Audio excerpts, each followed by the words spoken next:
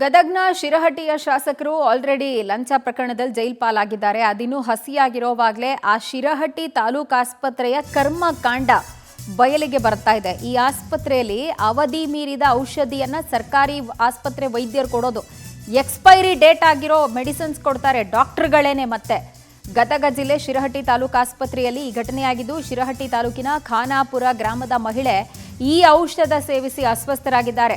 ಆಶಾಬಿ ದೊಡ್ಡಮನೆ ಎಂಬ ಮಹಿಳಾ ರೋಗಿಗೆ ಎಕ್ಸ್ಪೈರ್ ಆಗಿರೋ ಔಷಧಿ ಕೊಟ್ಟಿದ್ದಾರೆ. ವೈದ್ಯರ ಎಡವಟ್ಟಿನಿಂದ ಆ ಮಹಿಳೆ ನಿತ್ರಾಣಗೊಂಡಿದ್ರು. ಜನವರಿ 1ನೇ ತಾರೀಕು 2026 ಎಕ್ಸ್ಪೈರ್ ಆಗಿರೋ ಔಷಧಿಯನ್ನ ಕೊಟ್ಟಿದ್ದಾರೆ. ಪ್ರಶ್ನೆ ಮಾಡಿದ್ರೆ ಆಸ್ಪತ್ರೆ ಸಿಬ್ಬಂದಿ ಗೂಂಡಾವರ್ತನೆ ಮಾಡ್ತಾರಂತೆ.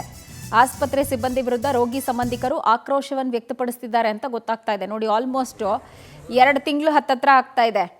ಜನವರಿ 1ನೇ ತಾರೀಕೆ ಎಕ್ಸ್ಪೈರ್ ಆಗಿರುವಂಥ ಮಾತ್ರೆಗಳನ್ನು ಅಲ್ಲಿಟ್ಕೊಂಡು ಅದನ್ನು ರೋಗಿಗಳಿಗೆ ವೈದ್ಯರೇ ಕೊಡ್ತಾರೆ ಅಂತ ಹೇಳಿದ್ರೆ ಇವ್ರು ಏನು ಓದ್ಕೊಂಡು ಬಂದಿದ್ದಾರೆ? ಬೇಸಿಕ್ ಮಿನಿಮಮ್ ಕಾಮನ್ ಸೆನ್ಸ್ನು ಕಳ್ಕೊಂಡು ಬಿಟ್ಟಿದ್ದಾರೆ ಹಾಗಾದರೆ ವೈದ್ಯರುಗಳು ಅನ್ನೋದು ಪ್ರಶ್ನೆ. ತೀರಾ ಇತ್ತೀಚೆಗಷ್ಟೇ ಆರೋಗ್ಯ ಸಚಿವರು ಕ್ರಮ ತಗೊಳ್ಬೇಕು, ಈ ರೀತಿಯಾಗಿ ಎಕ್ಸ್ಪೈರಿ ಡೇಟ್ ಆಗಿರುವಂತಹ ಔಷಧಿಗಳು ಆಸ್ಪತ್ರೆಯಲ್ಲಿ ಇರೋದಕ್ಕೆ ಅಂತ ಹೇಳಿ ಮಾತನಾಡಿದ್ರು. ಆ್ಯಂಡ್ ಡಿಜಿಟಲ್ ವ್ಯವಸ್ಥೆಗಳನ್ನೆಲ್ಲ ತರೋದಕ್ಕೆ ಮುಂದಾಗ್ತಾ ಇದ್ದಾರೆ. ಕಂದಾಯ ಸಚಿವರು ಕೆಲವು ಆಸ್ಪತ್ರೆಗಳಿಗೆ ಭೇಟಿ ಕೊಟ್ಟಂಥ ಸಂದರ್ಭದಲ್ಲಿ ಕೂಡ ಈ ಬಗ್ಗೆ ಮಾತಾಡಿದ್ರು. ಡಿಜಿಟಲ್ ವ್ಯವಸ್ಥೆಯ ಮುಖಾಂತರ ಎಕ್ಸ್ಪೈರ್ ಆಗಿರುವಂಥ ಔಷಧಿಗಳಿಗೆ ಕಡಿವಾಣ ಹಾಕಬೇಕು. ಅಂದರೆ ಮೆಡಿಸನ್ ಎಲ್ಲಿಂದ ಸಪ್ಲೈ ಆಗುತ್ತೆ ಅದರ ಮ್ಯಾನುಫ್ಯಾಕ್ಚರಿಂಗ್ ಡೇಟು, ಎಕ್ಸ್ಪೈರಿ ಡೇಟು ಅದರಲ್ಲಿ ಮೆನ್ಷನ್ ಆಗಿರಬೇಕು ಅನ್ನುವಂತಹ ವ್ಯವಸ್ಥೆಗಳನ್ನೆಲ್ಲ ಜಾರಿಗೆ ತರ್ತಾ ಇದ್ದಾರೆ. ಬಟ್ ಅದರ ನಡುವೆನೇ ಇಂತಹ ಪ್ರಕರಣಗಳು ನಡೆಯುತ್ತೆ ಅಂತ ಹೇಳಿದ್ರೆ, ಆ್ಯಂಡ್ ಅದನ್ನು ಪ್ರಶ್ನೆ ಮಾಡೋಕೆ ಹೋದವ್ರ ಮೇಲೆ ಗೂಂಡಾ ವರ್ತನೆ ತೋರಿಸ್ತಾರೆ ಸಿಬ್ಬಂದಿ ಅಂತ ಹೇಳಿದ್ರೆ, ಏನು ಸರ್ಕಾರಿ ಸಂಬಳ ಅಷ್ಟು ಮತ್ತೇರಿಸುತ್ತಾ ಇವರಿಗೆಲ್ಲ ಸಿಬ್ಬಂದಿಗೆ? ಆ ಮಹಿಳೆಯೊಬ್ಬರು ಈ ಎಕ್ಸ್ಪೈರ್ ಆಗಿರೋ ಔಷಧಿ ಸೇವಿಸಿ ಅಸ್ವಸ್ಥರಾಗಿದ್ದಾರೆ. ರೋಗಿಗಳ ಜೀವದ ಜೊತೆಯಲ್ಲಿ ಚೆಲ್ಲಾಟ ಆಡ್ತಿದ್ದಾರಾ ಹಾಗಾದ್ರೆ ಆಸ್ಪತ್ರೆ ಸಿಬ್ಬಂದಿ?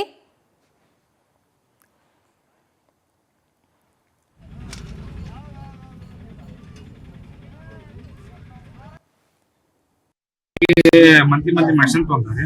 ಅದನ್ನ ತಗೊಳಕ್ ಬಂದಿದ್ರಿ ಅವರು. ಮೆಡಿಸಿನ್ ತಗೊಂಡ್ ಹೋಗಿದ್ದಾರೆ. ಬಟ್ ಇವರು ಹೋಗ್ತೀವಿ ಮೆಡಿಕಲ್ ಮೆಡಿಸಿನ್ ಒಂದ್ 2 ಹಾಕಿದ್ರು, ಅವ್ನು ತಗೊಂಡಿದ್ದಾರೆ. ಇವರು ಶುಕ್ರವಾರ ದಿನ ಮೆಡಿಸಿನ್ ತಗೊಂಡ್ರು. ಇದನ್ನ ತಗೊಂಡಾಗ ಏನಾಗಿದ್ರಿ, ಇವ್ರಿಗೆ ಸುಸ್ತಾಗೋದು, ಚಕ್ರ ಬರೋದು, ಬೆವರು ಬರೋದು, ಆ ತರ ಬರಾಕಂತಿದ್ರಿ. ಆ ತರ ಬಂದ್ಮೇಲೆ ನಾ ಆಗಾಗ ಮೆಡಿಸಿನ್ ನೋಡಿದ್ರಿ. ಬಟ್ ಇದು 1 ತಿಂಗಳ ಎಕ್ಸ್ಪೈರ್ ಆಗಿತ್ರಿ. ನಾ ಸಡನ್ಲಿ ಸ್ಯಾಟರ್ಡೆ ಬರ್ಬೇಕಂದ್ರೆ, ಸ್ಯಾಟರ್ಡೆ ಹಾಫ್ ಡೇ ಇತ್ತು, ಅವಾಗ ಯಾರು ಬರ್ಲಿಲ್ಲ, ಸಂಡೇ ಲೀವ್ ಇತ್ತು. ಬಟ್ ನಮ್ ಮಂಡೇ ದಿನ ಮಾರ್ನಿಂಗ್ ಬಂದೆ. ಬಟ್ ಇಲ್ಲಿ ಇನ್ಫಾರ್ಮೇಶನ್ ಮಾಡಿದ್ರೆ ನಾವು ಕೊಟ್ಟಿಲ್ಲ ಅಂತಾರೆ. ಬಟ್ ಈ ರೆಕಾರ್ಡ್ ಬುಕ್ ನೋಡಿ 1 ವರ್ಷದ ರೆಕಾರ್ಡ್ ಇದೆ. ಬಟ್ ಈ ಮೆಡಿಸಿನ್ ಹೊರಗೆಲ್ಲಿ ಅವೈಲೇಬಲ್ ಇಲ್ಲ. ಅಲ್ಲಿ ಕೇಳಿದ್ರೆ ನಮ್ಗೆ ಕೊಡ್ತಾ ಇಲ್ಲ. ಬಟ್ ಈ ಗೌರ್ಮೆಂಟ್ ಹಾಸ್ಪಿಟಲ್ ಅಷ್ಟೇ ಕೊಡ್ತಾರೆ ಸರ್. ಇವ್ರು 17ನೇ ತಾರೀಕಿಗೆ ಮಂತ್ಲಿ ಮೆಡಿಸಿನ್ ತಗೊಂತಾರೆ. ಅದನ್ನ ತಗೊಳಕ್ ಬಂದಿದ್ರಿ ಅವರು. ಮೆಡಿಸಿನ್ ತಗೊಂಡ್ ಹೋಗಿದ್ದಾರೆ. ಬಟ್ ಇವರು ಹೋಗ್ತೀವಿ ಮೆಡಿಕಲ್ ಮೆಡಿಸಿನ್ ಒಂದ್ 2 ಹಾಕಿದ್ರು, ಅವ್ನು ತಗೊಂಡಿದ್ದಾರೆ. ಇವರು ಶುಕ್ರವಾರ ದಿನ ಮೆಡಿಸಿನ್ ತಗೊಂಡ್ರು. ಇದನ್ನ ತಗೊಂಡಾಗ ಏನಾಗಿದೆ ರೈಟ್, ಈ ಬಗ್ಗೆ ಹೆಚ್ಚಿನ ಡೀಟೇಲ್ಸ್ ಕೊಡ್ತಾರೆ ನಮ್ಮ ಪ್ರತಿನಿಧಿ ಮಾಂತೇಶ್. ನಮ್ಮೊಂದಿಗೆ ದೂರವಾಣಿ ಸಂಪರ್ಕಕ್ಕೆ ಸಿಗ್ತಾ ಇದ್ದಾರೆ. ಮಾಂತೇಶ್, ಎಕ್ಸ್ಪೈರಿ ಡೇಟ್ ಆಗಿರುವಂಥ ಔಷಧಿಗಳನ್ನು ಕೊಡ್ತಾರೆ ಅಂತ ಹೇಳಿದ್ರೆ ಈ ಸಿಬ್ಬಂದಿ ರೋಗಿಗಳ ಜೀವದ ಜೊತೆ ಚೆಲ್ಲಾಟ ಆಡ್ತಿರೋದು, ಈ ವಿಚಾರ DHO ಅವ್ರ ಗಮನಕ್ಕೆ ಬಂದಿದೆಯಾ? ಆ್ಯಂಡ್ ಆಶಾಬಿ ಅವ್ರ ಪರಿಸ್ಥಿತಿ ಹೇಗಿದೆ ಈಗ? ರೈಟ್, ನಮ್ಮ ಪ್ರತಿನಿಧಿಯನ್ನು ಮತ್ತೆ ಕನೆಕ್ಟ್ ಮಾಡುವಂಥ ಪ್ರಯತ್ನ ಮಾಡೋಣ. ಲಿಟ್ರಲಿ DHO ಅವರು ಈ ಸುದ್ದಿಯನ್ನು ನೋಡ್ತಾ ಇದ್ದೀರಾ ಅಂತ ಹೇಳಿದ್ರೆ ಇಮಿಡಿಯೇಟ್ ಆ್ಯಕ್ಷನ್ ತಗೊಳ್ಳಿ ಅನ್ನೋದೇ ನಮ್ಮ ಆಗ್ರಹ. ಅಲ್ಲಿರುವಂಥ ಎಕ್ಸ್ಪೈರಿ ಡೇಟ್ ಆಗಿರುವಂಥ ಔಷಧಿಗಳನ್ನು ತೆರವು ಮಾಡೋದು ಮಾತ್ರ ಅಲ್ಲದೆ ಅದನ್ನು ಕೊಟ್ಟಂತಹ ವೈದ್ಯರ ವಿರುದ್ಧನೂ ಕ್ರಮ ಆಗಬೇಕು. ಆ್ಯಂಡ್ ಯಾಕಿಂತ ಔಷಧಿ ಕೊಟ್ಟಿದ್ದೀರಾ ಅಂತ ಪ್ರಶ್ನೆ ಮಾಡಿದವ್ರ ಮೇಲೆ ಗೂಂಡಾ ವರ್ತನೆ ತೋರಿದಾರಲ್ಲ ಸಿಬ್ಬಂದಿ, ಅವ್ರ ಮೇಲೆ ಕೂಡ ಕಠಿಣವಾದಂಥ ಕ್ರಮ ಆಗಬೇಕು. ಜೀವದ ಜೊತೆಯಲ್ಲಿ ಚೆಲ್ಲಾಟ ಆಡುವಂತಹ ಪ್ರಕ್ರಿಯೆ ಇದು. ಸರ್ಕಾರಿ ಸಂಬಳವನ್ನು ತೆಗೆದುಕೊಂಡು ಒಬ್ಬರ ಪ್ರಾಣ ತೆಗೆಯುವಂಥ ರೀತಿಯಲ್ಲಿ ವರ್ತನೆ ಮಾಡ್ತಾರೆ ಅಂತ ಹೇಳಿದ್ರೆ ಅವರು ವೈದ್ಯರೇ ಅಲ್ಲ. ಸೂಕ್ತವಾದಂಥ ಇನ್ವೆಸ್ಟಿಗೇಷನ್ನು and as soon as possible ಆ ಆಸ್ಪತ್ರೆಯ ಅವ್ಯವಸ್ಥೆಗಳೆಲ್ಲವನ್ನೂ ಸರಿ ಮಾಡಿ ಕ್ರಮ ತಗೊಳ್ಳಿ ಅನ್ನೋದೇ ಪವರ್ ಟಿವಿಯ ಆಗ್ರಹ. ಆ್ಯಂಡ್ ಇದನ್ನು ನಾವು ಫಾಲೋ ಅಪ್ ಮಾಡ್ತೀವಿ ಕೂಡ.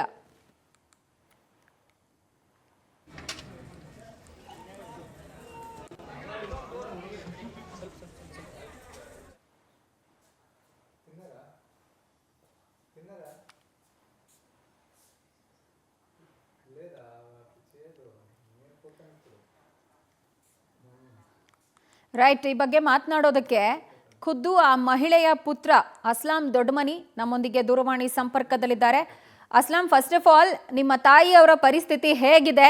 ಆ್ಯಂಡ್ ಈಗಲೂ ಅಲ್ಲಿ ಇದೇ ರೀತಿ ಎಕ್ಸ್ಪೈರ್ ಆಗಿರುವಂಥ ಔಷಧಿಗಳನ್ನೇ ಕೊಡ್ತಿದ್ದಾರಾ ಡಾಕ್ಟರ್ಗಳು?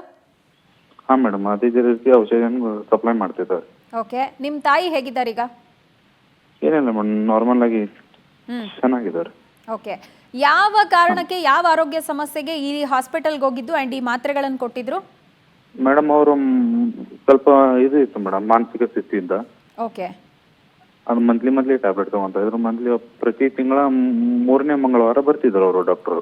ಓಕೆ ಅಲ್ಲಿ ಮಂತ್ಲಿ ಹೇಗೆ ಟ್ಯಾಬ್ಲೆಟ್ ಅಂತಾರೆ, ಟ್ಯಾಬ್ಲೆಟ್ ಅಲ್ಲಿ ಮೆಡಿಸಿನ್ ರೂಮಿಗೆ ಹೋಗಿ ಟ್ಯಾಬ್ಲೆಟ್ ತಗೊಂಡಿದ್ದಾರೆ. ಆದರೆ ಡೈಲಿ ಡಾಕ್ಟರ್ ಇರಲ್ವಾ ಹಾಸ್ಪಿಟಲಲ್ಲಿ? ಇಲ್ಲ ಮೇಡಮ್, ಇವರು ಮಾನಸಿಕ ಡಾಕ್ಟರ್, ಇವರು ಸ್ಪೆಷಲಿಸ್ಟ್ ಇದ್ದಾರೆ. ಓಕೆ ಇವರು ಪ್ರತಿ ತಿಂಗಳು 3ನೇ ಮಂಗಳವಾರ ಬರ್ತಾರೆ ಮೇಡಮ್ ಅವರು. ಓಕೆ ಇವರು ಸ್ಪೆಷಲಿಸ್ಟ್ ಇದ್ದಾರೆ. ಮೆಡಿಸಿನ್ ಏನಿದೆ ಮೇಡಮ್ ಅಲ್ಲೇ ಕೊಡ್ತಿದ್ದಾರೆ. ಓಕೆ, ಡಾಕ್ಟರು ಮಾತ್ರೆನ ಪ್ರಿಸ್ಕ್ರೈಬ್ ಮಾಡಿರ್ತಾರೆ, ಅಲ್ಲಿರುವಂತಹ ಔಷಧಿ ವಿತರಣಾ ಕೇಂದ್ರದ ಸಿಬ್ಬಂದಿ ಇದಾರಲ್ಲ ಅವ್ರ ಗಮನಕ್ಕೂ ಬಂದಿಲ್ವಾ ಇದು ಎಕ್ಸ್ಪೈರಿ ಆಗಿದೆ ಅಂತ, ಅಥವಾ ಬಂದಿದ್ರೂ ಇದೇ ಧೋರಣೆನಾ? ಇಲ್ಲ ಮೇಡಮ್, ಆ ಟೈಮಲ್ಲಿ ನಾನು ನಮ್ಮ ತಾಯಿಯವ್ರನ್ನ ಅಷ್ಟೇ ಕಳಿಸಿದ್ದೆ ಅಲ್ಲಿ. ನಾ ಈ ತಿಂಗಳು ನಾನು ನಮ್ಮ ತಾಯಿಯವ್ರ ಜೊತೆ ಹಾಸ್ಪಿಟಲ್ ಹೋಗಿರಲ್ಲ ಮೇಡಮ್ ನಾನು. ಓಕೆ, ಸೊ ಈಗ ಇದ್ರ ನಮ್ಮ ಬಗ್ಗೆ ತಾಯಿಯವರು ಒಬ್ಬರೇ ಹೋಗಿ ಟ್ಯಾಬ್ಲೆಟ್ ತಗೊಂಡ್ ಬಂದಿರ್ತಾರೆ. ಓಕೆ, ಸೊ ಇದ್ರ ಬಗ್ಗೆ ನೀವು ಯಾರಿಗಾರು ಕಂಪ್ಲೇಂಟ್ ಮಾಡಿದ್ರಾ ಹೇಗೆ? ನಾವು ಮಾಡಿದ್ವಿ ಮೇಡಮ್, FIR ಮಾಡಿದ್ವಿ. ಓಕೆ, ಸ್ಟೇಷನಲ್ಲಿ FIR ಆಗಿದೆ? ಹಾಂ ಮೇಡಮ್, ಸ್ಟೇಷನಲ್ಲಿ FIR ಆಗಿದೆಯಾ? ಆಗಿದೆ ಮೇಡಮ್, ಆಗಿದೆ. ಓಕೆ, ಆ ತನಿಖೆ ಹೆಂಗಾಗ್ತಿದೆ? ಪೊಲೀಸರು ಏನು ಹೇಳ್ತಿದ್ದಾರೆ? ತನಿಖೆ ನಿನ್ನೆಯಿಂದ ಸ್ಟಾರ್ಟ್ ಮಾಡಿದೆ ಮೇಡಮ್, CCTV ಎಲ್ಲ ರೆಕಾರ್ಡಿಂದ. ಬಟ್ ಅವ್ರು ಏನು ಹೇಳ್ತಿದ್ದಾರೆ ಮೇಡಮ್, ನಾವು ಈ ಮೆಡಿಸಿನ್ ಕೊಟ್ಟಿಲ್ಲ ಅಂತ ಹೇಳ್ತಿದ್ದಾರೆ.